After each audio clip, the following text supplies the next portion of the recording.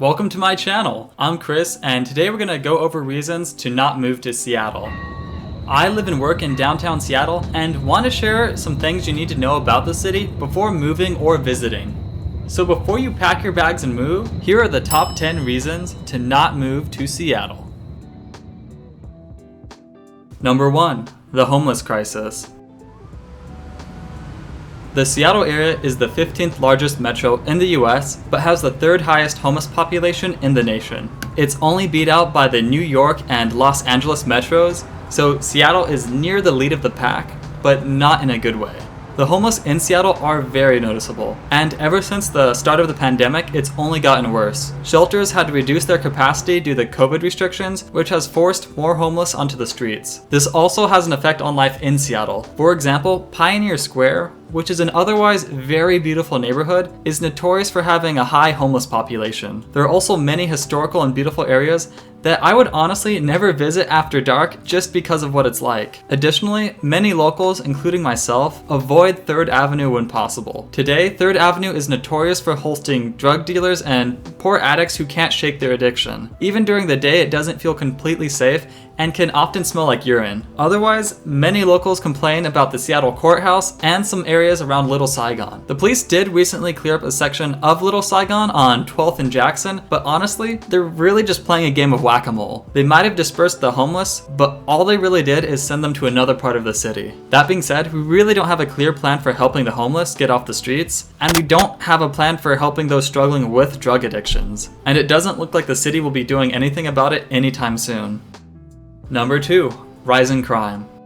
Compared to most cities, Seattle doesn't actually have that much crime. However, Seattle does have a concerning uptick in violent crime these past couple years. 2021 alone had the highest rate of violent crime within the past 14 years. To put things in perspective, 5 years ago in 2017, there were 43,000 total crimes committed in Seattle. Flash forward to 2021, there were 47,600 total crimes committed. Among these stats, we also see a 20% increase in violent crime since 2017. Of course, statistics never tell the full story. If you want to check for yourself, you can find the City of Seattle's crime report. Otherwise, neighborhoods with the most total crime include the downtown area, Queen Anne, Capitol Hill, and Northgate. The first 3 neighborhoods make sense as they do have high populations, although I'm not sure why Northgate has so much crime. It's very residential, but I guess it also has a large area, so that could be why. Outside of statistics, if you're visiting the area, I really don't recommend walking along 3rd Avenue. 3rd Avenue is notorious for having drug dealers and crime. In 2021 alone, 19 businesses along 3rd Avenue had to close down. This was mostly due to break-ins, and businesses can't keep running if they have to constantly cover the costs of break-ins. Also, from personal experience, even if I have to go out of my way, I'll avoid 3rd Avenue. So if you want to visit Seattle, you might want to avoid the street unless if you want to become another story in the news.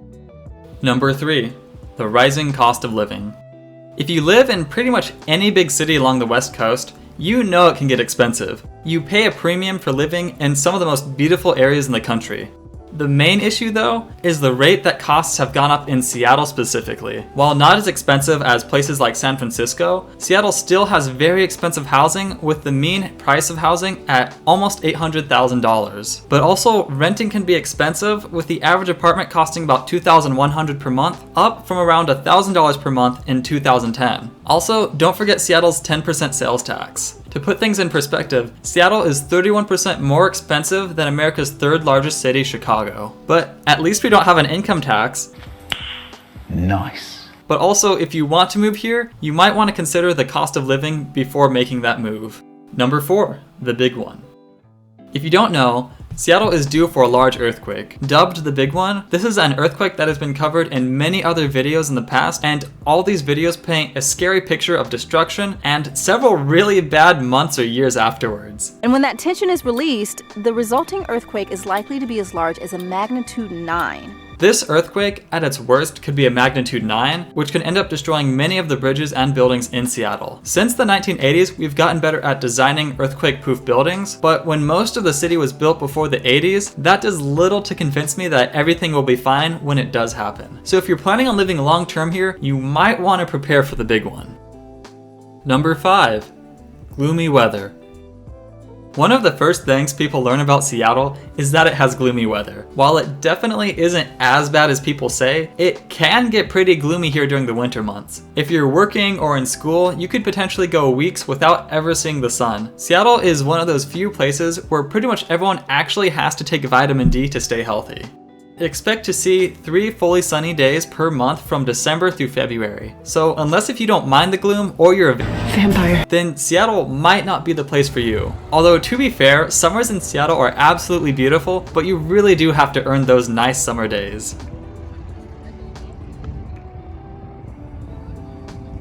Number 6, horrible drivers.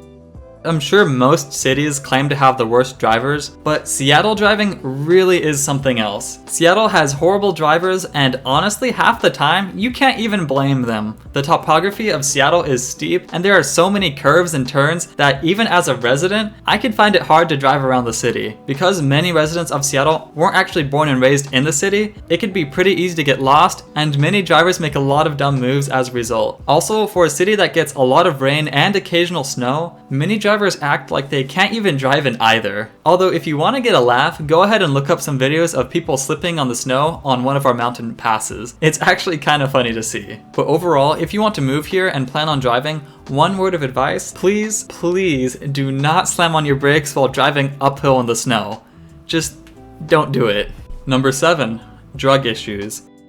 It's no secret that Seattle has a problem with meth. Hard drugs have been a problem for big cities for many years now, and Seattle is no exception. And with drugs comes many problems like more crime and increased mental health issues for those struggling with addiction. Right now, we don't really have any viable solutions, so in the meantime, don't be surprised if you visit Seattle and see a couple of people under the influence. One of my biggest fears when I'm showing family or friends around the city who don't live here is having the day ruined by getting yelled at by someone who's high on meth. It's just not a fun experience, and so far, like many things, the city doesn't really have any solutions for it.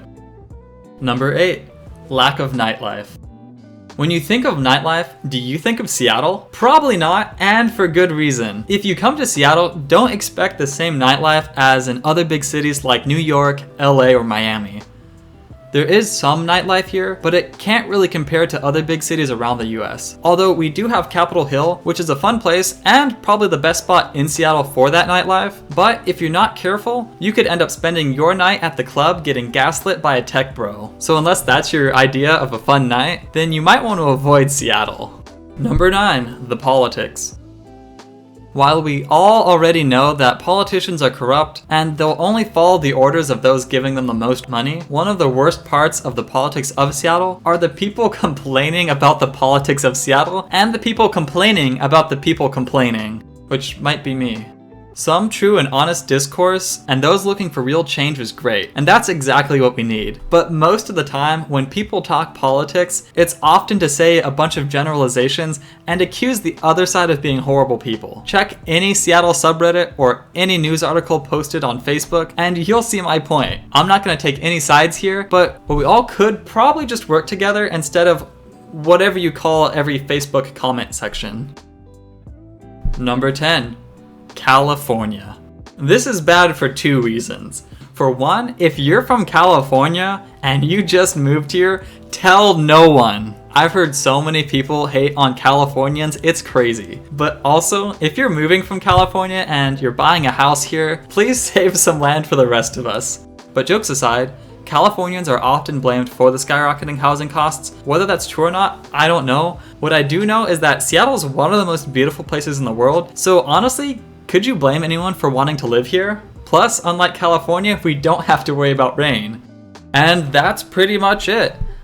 I'm sure there's more than 10 reasons to not move to Seattle, but these were my top 10 things. It's very opinionated, but if you agreed with me, let me know. Also, if you enjoyed this video and found it helpful, please like and subscribe and comment down below. I'd love to see positive comments or just those engaging with me or asking a question. It's always fun to respond to you guys. But otherwise, I hope you enjoyed this video. I hope it didn't make you too sad. If it did, by all means, watch my top 10 reasons to move to Seattle, because if I'm being completely honest, Though there are these negative things about the city, there's negative things about every city, and in my opinion, the good far outweighs the bad, otherwise I wouldn't be living here. So if you're feeling pretty negative, please do watch my top 10 reasons to move to Seattle. I'm sure it'll make you feel a lot better. So that's how the cookie crumbles. I hope you have a great rest of the day, and I'll see you in the next video.